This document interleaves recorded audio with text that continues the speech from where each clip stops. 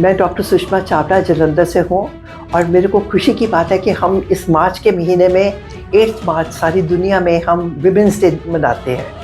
Women's day का doctor Deepali हम सोच रहे थे कि थीम क्या है। Give to gain.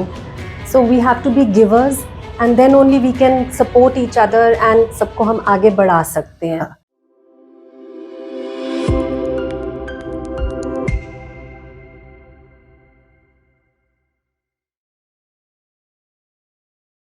Legends and leaders में हम आपकी मुलाकात विभिन्न क्षेत्रों में अभूतपूर्व कार्य करने वाले लेजेंड्स से करवाते हैं। आज हम आपकी मुलाकात कराने जा रहे हैं उत्तर भारत की जानी मानी गायनेकोलॉजिस्ट डॉक्टर सुषमा चावला से। डॉक्टर साहब, आपका बहुत बहुत स्वागत है। 50 वर्ष यानी आधी सदी से ज़्यादा का अनुभव आपको अपने प्रोफेशन में है। कुछ अपने बारे में बताएं। MBBS कब किया, गायनेकोलॉजी में कब आए और ये सफ़र कैसा रहा? मिस्टर मनु, सबसे पहले तो it's pleasure meeting you and it's really good you have come to talk to me. ये लंबा बड़ा प्यारा सा सफ़र था। नेचुरली मैं I am born in Lahore 1944। Lahore में मेरा 44 में बर्थ हुआ और फिर पार्टीशन में I was 2.5 years of age जब हम लोग इधर शिफ्ट हो गए। My father was educationist.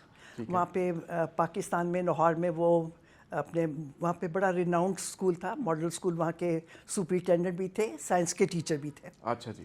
तो यहाँ पे भी आके उन्होंने गवर्नमेंट जॉब किया और नेचुरली मैं बहुत छोटी थी तब।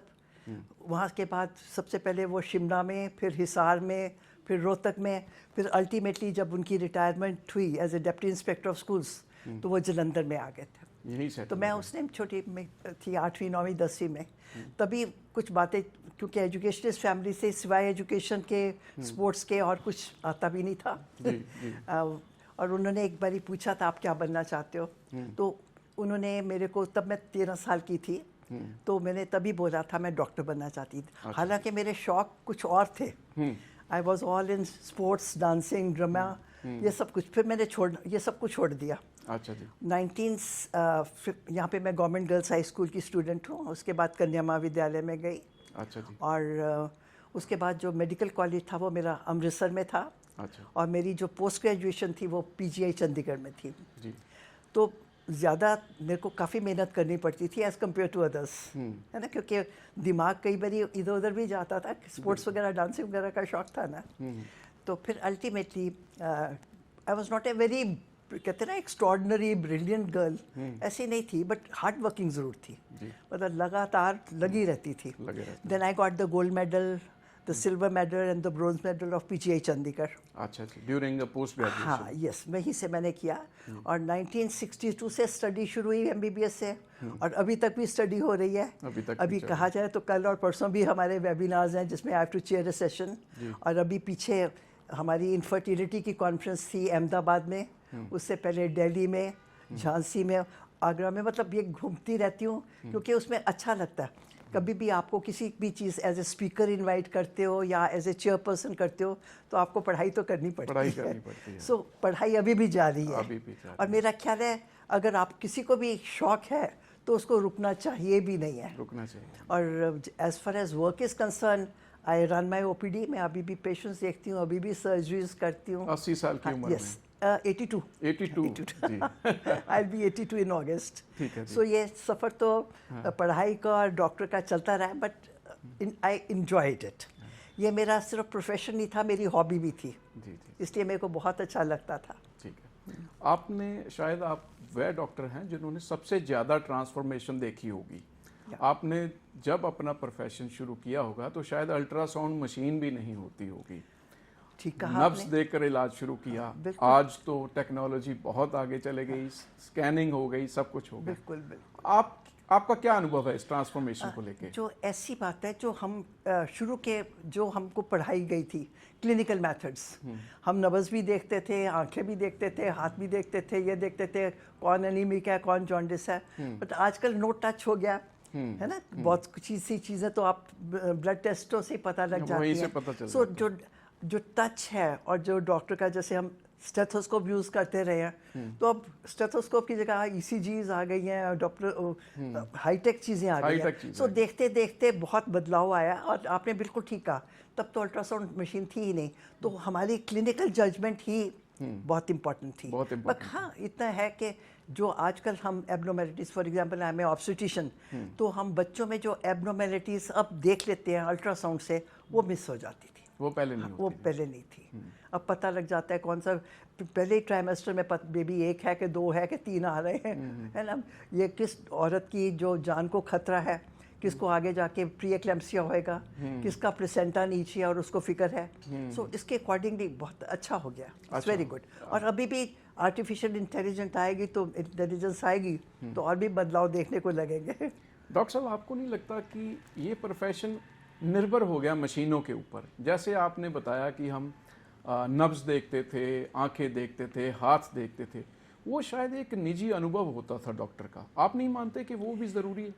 वो क्लिनिकल मेथड्स जो हमने पढ़े हैं, वो सच्ची मुच्ची क्लिनिकली देखना तो बहुत इंपॉर्टेंट है, क्योंकि बहुत सी चीज़ें हमको उसी से डायग्नोज हो जाती हैं। बट मशीनों से हमको ज़्यादा अच्छी परफेक्शन मिल गई, डेफिनेटली। अब सीटी स्कैन है, एमआरआई है, ये चीज़ें हमको डेफिनेटली फ़ायदा देती हैं। अब किसी इंसान को कैंसर हो रहा है, तो उसकी एक्सटेंशन वो मैं नहीं देख सकती जब तक मैं उसका एक्सरे नहीं करूँगी, स्कैन नहीं करूँगी, सीटी नहीं करूँगी, एमआरआई नहीं करूँगी।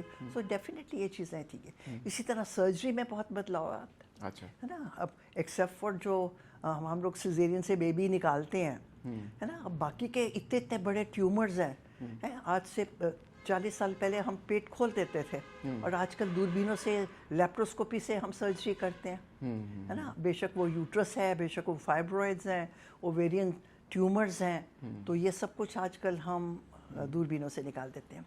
और एक ज़माने में हम यूट्रस के अंदर कभी देख नहीं सकते थे, तो एक वर्ड होता है हिस्ट्रोस्कोपी। हिस्ट्रोस्कोपी है, जब वो स्कोप यूट्रस के अंदर जाता है तो हमको पता लगता है कि अंदर क्या प्रॉब्लम है। बहुत सारे हमारे इनफर्टिलिटी के पेशेंट्स हैं, तो पता लगता है कि अंदर की जो लाइनें हैं वो अच्छी नहीं है। अल्ट्रासाउंड भी बताता है, और उससे भी ज़्यादा हिस्ट्रोस्कोप से पता लग जाता है कि इस पेशेंट को ट्यूबरकुलोसिस है, इस करके इसके बार बार एबॉर्शंस हो रही हैं, मिसकैरेजेस हो रहे हैं, है ना। सो हमको डेफिनेटली टेक्नोलॉजी ने तो बहुत कमाल कर दिया।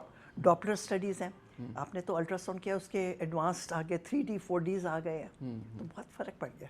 और इससे एडेड एडवांटेज, पेशेंट को भी फ़ायदा है। हाँ, उसमें एक्सपेंस ज़रूर है, पेशेंट को खर्चा ज़्यादा करना पड़ता है, और खर्चा मशीनों की जगह वो कहते हैं डॉक्टर्स बहुत महंगे हो गए। असल में खर्च मशीनों का यस यस, मशीनों की कीमत है, क्योंकि it's not easy to buy, है ना। गवर्नमेंट में तो बहुत फ़र्क है, we are in private sector, मेहनत करके कमाते हैं, और फिर डेफिनेटली तभी हम अपग्रेड अपने आप को कर सकते हैं। डॉक्टर साहब, आपको याद है जब पहली डिलीवरी इंडिपेंडेंट करी थी?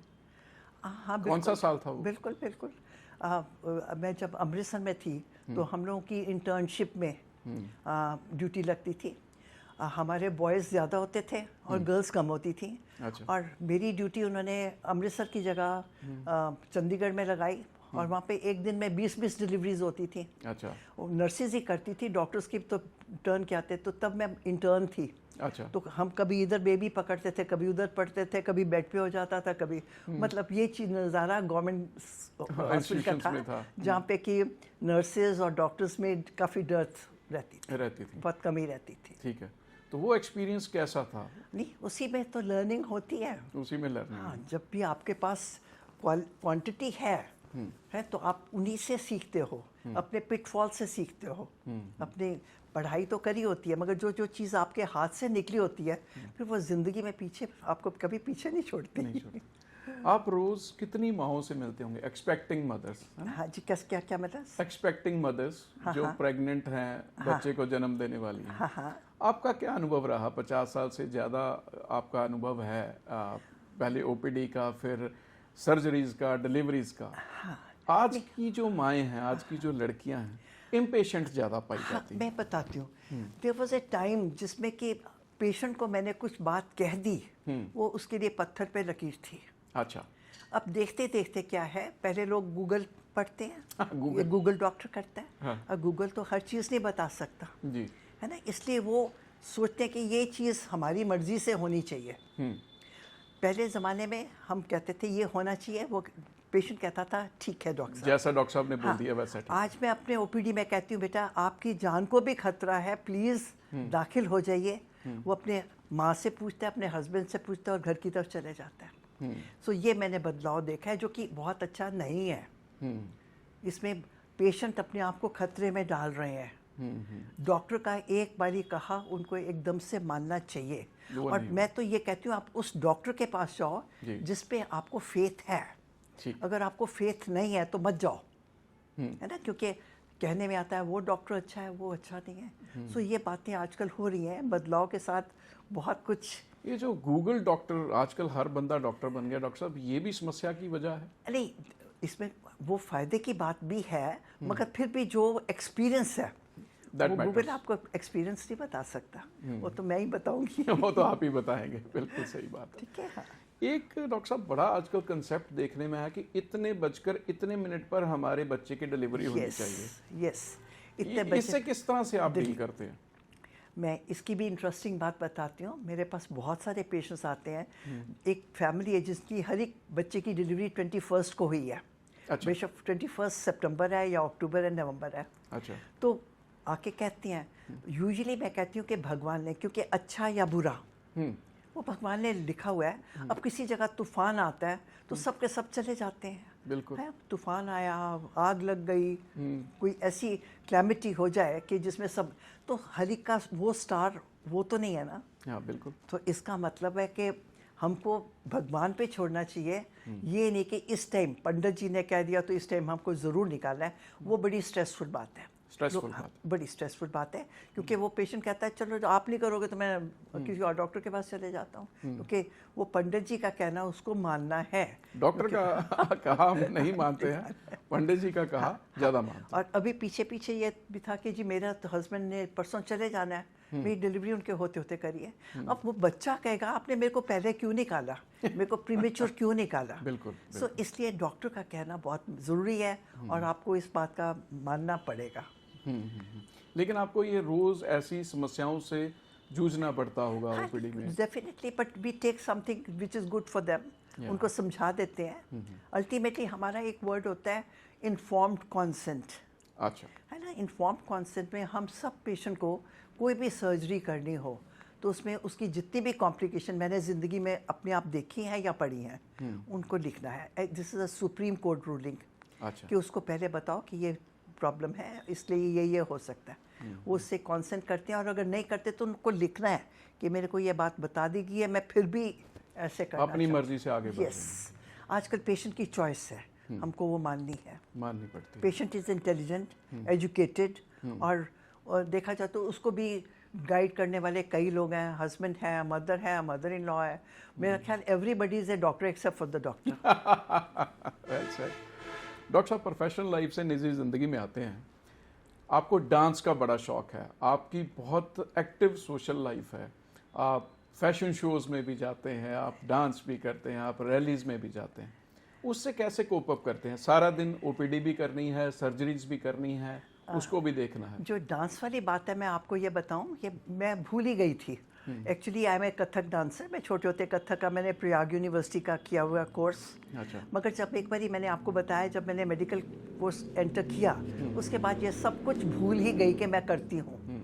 एक बारी हमारा इंडियन मेडिकल एसोसिएशन के एक फंक्शन था जिसमें उन्होंने कहा डॉक्टर से एक आइटम प्रिपेयर करो।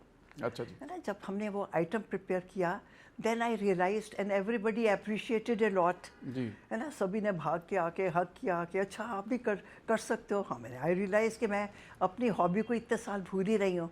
फिर उसके बाद इट इज़ 2011, उसके बाद मैंने 1 घंटा रोज़ अपने आप को, अपनी एक्टिविटी, अपनी हॉबी को मैं बरकरार रखती हूँ। पिछले 15 साल से 2011 से। हाँ, ठीक है। लगातार। और उसके लिए ये कुछ बातें ये भी हैं। I met mister Rajan Sial, is a dance teacher, choreographer. उसने बहुत इनकरेज किया। अच्छा। उसके बाद कुछ और भी थे जो टीम्स बाहर से आके सिखाती थी। अभी मेरे पास कथक टीचर आते हैं और 1 घंटा वो मेरे को सिखा के जाते हैं, और जो सिखाते हैं मैं उसी टाइम अपने मीडिया में डाल देती हूँ, क्योंकि मेरे को देख के अभी मैं पीछे ऑल इंडिया कॉन्फ्रेंसेस पे गई, बहुत लोगों ने कहना शुरू किया कि डॉक्टर साहब आपने करना शुरू किया तो हमने आपका नाम लेके हमने भी शुरू कर दिया। So I felt so happy, so happy. 82 years की एज में इतना कुछ संभाल पाना, इट्स डिफ़िकल्ट। लोग तो 50-60 साल में आजकल कह रहे हैं कि बहुत बुरा हाल हो गया जी, हम चल नहीं पाते हैं, हम थक जाते हैं। इतना एक्टिव लाइफ में रहने के लिए आप क्या मानती, क्या ज़रूरी है? नहीं, मैं सोचती हूँ it's God's grace number 1। Right. आपकी डाइट, आपकी एक्सरसाइज, आपकी शौक और काम करते रहना, मेरा ख्याल that's the best tonic. Okay. अगर आपके पास कोई टैलेंट है तो आप उसको दबा के ना रखो, उसको लाओ। क्योंकि मैं देखती हूँ कि बहुत सारी लेडीज़, मैं ओपीडी में आके देखती हूँ, एमए, बीएड, पीएचडी, डॉक्टरेट किए हुए हैं, और जब मैं उनसे पूछती बेटे आजकल आप क्या काम कर रहे हो, आई एम हाउसवाइफ, तो मेरे को उस टाइम थोड़ा धक्का लगता है कि इतने टैलेंटेड बंदे हैं और उन्होंने दिन रात करके एग्ज़ाम्स पास किए होंगे, है ना, कितनी फ़िक्र से पढ़ाइयाँ करी होंगी। तो जब शादी हो जाती है तो वो लड़की आदमी के ऊपर डिपेंड करती है उस फैमिली में, क्योंकि शायद वो मल्टी मिलियनर हो, मल्टी बिलियनर हो, उनको उस लड़की का 20, 30, 40 हज़ार रुपया कमाना या कुछ नहीं लगता, ये क्या पीनट्स है। But I think working is best tonic. आप काम करते रहो तो आपको यू गेट एनर्जाइज्ड। और मैं तो सजेस्ट करूँगी कोई भी पढ़ी लिखी लड़की, या कोई घर पे नहीं बैठना है, उसकी जो टैलेंट है उसको निकालो, करो, and that is a tonic. It has nothing to do, मतलब कि फाइनेंशियल स्टेटस क्या है ऐसा नहीं, उसका मैटर नहीं काम करता। करना ज़रूरी है। उसका मैटर नहीं, क्योंकि देखा जाए कोई भी लड़की क्यों पढ़ेगी, हाँ। क्यों एग्जाम्स देगी। आप कितने एग्जाम्स आपने भी दिए होंगे, बिल्कुल। है ना, और कितनी टेंशन होती है। आप दिन रात पढ़ते हो, फिर अपना एग्जाम की रिजल्ट्स की वेट करते हो, और अगर आपने किया है तो उसका कोई पर्पस है। मगर मैंने देखा है कभी किसी आदमी ने पूछा ही नहीं अपनी वाइफ से कि आप क्या करना चाहते हो। क्या करना चाहते आज जाके आप भी पूछना। मैं पूछता हूँ। पूछता है, और वो जो करना चाहती है उसको पूरा हक है। That is women empowerment. बिल्कुल। अब 8 मार्च वुमेन एम्पावरमेंट का दिन आ रहा है, दुनिया में हर जगह मनाया जाएगा। यस, इट्स जागृति है कि दुनिया में जो लड़की है उसको आगे आना है, क्योंकि she is also as capable as man. वो क्यों पीछे है? आपको लाइफ में आपका हक मिला शादी के बाद? क्या क्या मिला? मिला आपको? जो आप करना चाहते थे वो आपने किया? बिल्कुल बिल्कुल। सपोर्ट थी मैंने पूरी? शादी इस कंडीशन पे करी थी, नहीं तो मैंने करनी ही नहीं थी।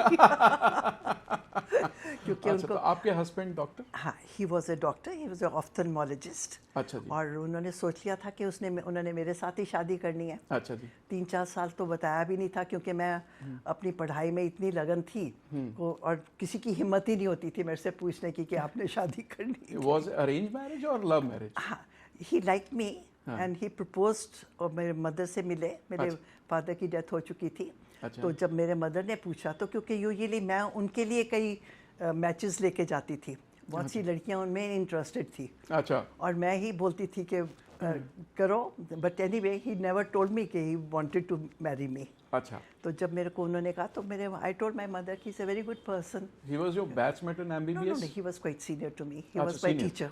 अच्छा। He is my teacher. Okay. So मेरी वहाँ पे लगी थी, एक विलेज में हमको प्रोग्राम करना होता था, तो he was in charge there. अच्छा। तो हम डट के खाना खुना बनाते थे, झुटकी भी पड़ती होती थी, बट एनीवे इट वाज, जब उन्होंने प्रपोज किया then I told my mother कि ही इज गुड पर्सन। अच्छा, तो देन यू गॉट मैरिड? क्या कर, ठीक है। Then happily married. मतलब मेरे को ज़िंदगी में पता नहीं आजकल दुनिया में क्या हो रहा है, वो कहते हैं ना, उन्होंने एक छोटा सा प्रिक भी नहीं होने दिया। He used to admire me, he used to like me, and जो भी मेरे राइट एंड लेफ्ट कुछ भी होता था वो ऑटोमेटिकली करवा देते थे। राइट। हाँ, मैंने कभी किचन नहीं देखा, मैं कभी खाना नहीं बनाया। Naturally, we were so busy. मेरे साथ एक और बड़े सीनियर डॉक्टर थे, डॉक्टर मलविंदर कौर। अच्छा। हम दोनों ने इकट्ठे डट के काम किया, दिन और रात। हमको दिन और रात का कभी पता ही नहीं लगा। इफ़ यू फाइंड मी, कि अब थोड़ा मेरे बच्चे बड़े हो गए हैं, they are both doctors. Doctor Deepak he is a laparoscopic surgeon, और वो भी अस्पताल में मेरे साथ ही काम कर रहे हैं। My daughter doctor Deepali, she is also gynaec. सो ये दो मतलब मेरे पिलर्स मेरे साथ आ गए हैं। दोनों आपके ही हॉस्पिटल? हाँ, यस, वो अस्पताल को संभालते। तो मैं अब पढ़ाई भी करती हूँ, अपनी हॉबी भी करती हूँ। जैसे आपने पूछा डांसिंग में, तो आई एम स्लाइटली रिलैक्स्ड। काम तो मैं फिर अभी भी करती हूँ, काम तो आप ही हाँ, क्योंकि अभी वो लेट गो हो नहीं रहा। जी, जी। हाँ, जो जब पूरा कर सकती हूँ तो वाई शुड तब तक करेंगे। But I am much more into social, yes. है ना। I am working on A ribbon movement. अच्छा रिबन मूवमेंट में होता है कि मेरे पास कुछ रिबन्स होते हैं which I carry in my purse. अच्छा। Blue ribbon is for cervical cancer prevention. अच्छा तो जहाँ पे भी मैं जाती हूँ जी। वो मैं अपने रखती हूँ। और मेरा जो ओपीडी है वो तो जो रूम में ओपीडी है मेरा, किसी भी जगह पे ओपीडी चलता है। मे बी टेस्ट स्टेशन पे है तो पुलिस, और अगर ट्रेन पे हूँ तो जितने भी स्वीपर्स हैं उनके सफाई सेवक, अच्छा। उनको जहाँ पे भी मेरे को मौका मिलता है तो I do make them aware कि भी हेल्थ का ख्याल रखो। ठीक है। ये आजकल क्योंकि उनको बताने वाला कोई नहीं है, नहीं है ना। आजकल हमारे पास सर्विकल कैंसर की प्रिवेंशन के इंजेक्शन आ गए हैं। अच्छा जी, अभी जी। मोदी जी ने पूरे ऑल ओवर इंडिया लॉन्च करना है ये प्रोग्राम। ठीक है। और उन्होंने जितनी भी लड़कियां हैं 9 ईयर्स टू 14 ईयर्स उनके लिए फ्री इंजेक्शन हो गया। अच्छा तो हर 9 मिनट में एक औरत सर्विकल कैंसर से मरती है। अच्छा। और अगर ये बच्चों को 9 साल के बाद लड़कियों को लगे तो सर्विकल कैंसर नहीं होगा। अब वैसे ये बॉयज़ के लिए भी अवेलेबल हो गया। तो ये इंफॉर्मेशन है। आपको पता है इसके बारे में? नहीं, ज़्यादा जानकारी नहीं। पढ़े लिखे लोग हैं फिर भी नहीं पता। न्यूज़पेपर में ज़रूर आता है, टेलीविजन में हाँ, भी आता बस है, इतना ही बट पता है। नॉलेज नहीं है। Knowledge तो नहीं। मैं जिस जगह पे भी जाती हूँ ना, तो ये मेरा प्रोग्राम साथ साथ में चलता है कि मैंने सबको बताना है। जो भी मेरे साथ नेक्स्ट बैठा है उसको मैंने समझाना है, बताना है, अवेयर करते हैं। अवेयर करना है, क्योंकि awareness is very necessary. Very necessary. So ये मेरा शौक है। मेडिकल प्रोफेशन में लगातार नई चीज़ें सामने आती रहती हैं। ठीक है। नई बुक्स लिखी जा रही हैं, नई टेक्निक्स आ रही हैं, नई मशीन्स आ रही हैं। तो if you are not updated you are outdated. Yes. तो एक डॉक्टर को, जैसे आप ओपीडी करती हैं, सर्जरीज करती हैं, तो आपको अपडेट भी रहना होता होगा, तो वो समय कैसे निकाल पाती हैं? नहीं, वो तो निकालना पड़ेगा ही। You have to be updated, क्योंकि अगर डॉक्टर अपडेटेड नहीं है तो आपका पेशेंट अपडेटेड है। हाँ बिल्कुल। नहीं ना। सो आपने देखना कि जो भी नई तकनीक है आपने उसके साथ बराबर रहना है। बट लकीली एक बार जैसे कोविड हुआ उसके बाद हम लोग जो मैं जा के मैं करीबन 35 कंट्रीज घूम आई हूँ अपने कॉन्फ्रेंसेस के लिए, अपडेटिंग के लिए। अच्छा। तो अब वो हमको बाहर जाने की ज़रूरत नहीं है। अब आपको घर पे ही वो वेबिनार्स हैं जिनके साथ आप कर सकते हो। आपने रूम में बैठ के ही हो सकता है। Yes yes. ये कोविड के बाद ये चीज़ बहुत होगी और पीपल रियलाइज्ड कि आप अच्छे से अच्छे डॉक्टर, अच्छे से अच्छे स्पीकर के साथ आप इन टच रह सकते हो वाइल सिटिंग एट होम। करीबन रोज़ 2 या 3 वेबिनार्स होते हैं। अच्छा। कुछ फॉर एग्जांपल डिफ़िकल्ट डिलीवरीज का हो गया, डिफ़िकल्ट सर्जरीज का हो गया। कई एसोसिएशंस हैं। अब मेरा जो प्रोफेशन है that's a obstetrics and gynaecologist. हाँ जी। तो ऑब्स्टेटिक्स अलग है। Obstetrics is delivering A baby, easy है या डिफ़िकल्ट है। राइट। बट जो गायनेकोलॉजी है उसमें आपके जितने पेशेंट्स हैं जिनमें के ट्यूमर्स हैं, फाइब्रॉइड्स हैं, ओवेरियन सिस्ट है, या वो लोग जिनको प्रेगनेंसी चाहिए नहीं हो रही, उनके जितना पेल्विस है वो मतलब सारा जैम्ड है, आपने उनको कैसे हैंडल करना है। सो हमारी कई ब्रांचेस हो गई हैं। इनफर्टिलिटी की ब्रांच अलग हो गई, एंडोस्कोपी, लेप्रोस्कोपी की ब्रांच अलग हो गई। बट मेरे ज़माने में मैंने सब कुछ ही सीखा है, सब कुछ सीखा है ऑल ओवर द वर्ल्ड जाके। But now they are super specialities. Super special. आपको इसमें से कोई एक को पकड़ना है। कोई एक को पकड़ना। कोई आइडिया है आज तक कितनी डिलीवरीज कराई होंगी? कभी कैलकुलेट किया? कोई आइडिया है? I think it must be going in thousands या मस्ट बी थाउजेंड। Yes. लेकिन कोई आइडिया कि इतने हजार? Difficult to tell you. Difficult. Actually जब मैं इंटर्न थी सो जो 1967 ऑनवर्ड्स, 67।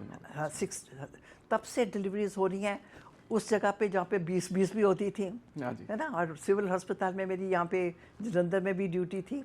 जी, तो बहुत सारी डिलीवरीज। बहुत सारी।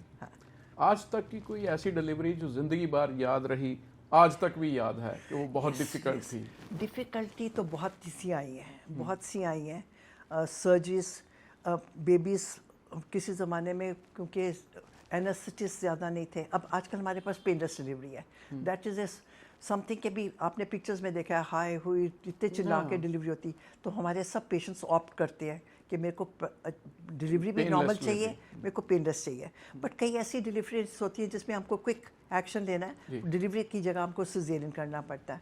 मेरी थी पोस्टिंग पठानकोट में। अच्छा जी। है ना। तो आप गवर्नमेंट डॉक्टर भी रही हैं? Pardon?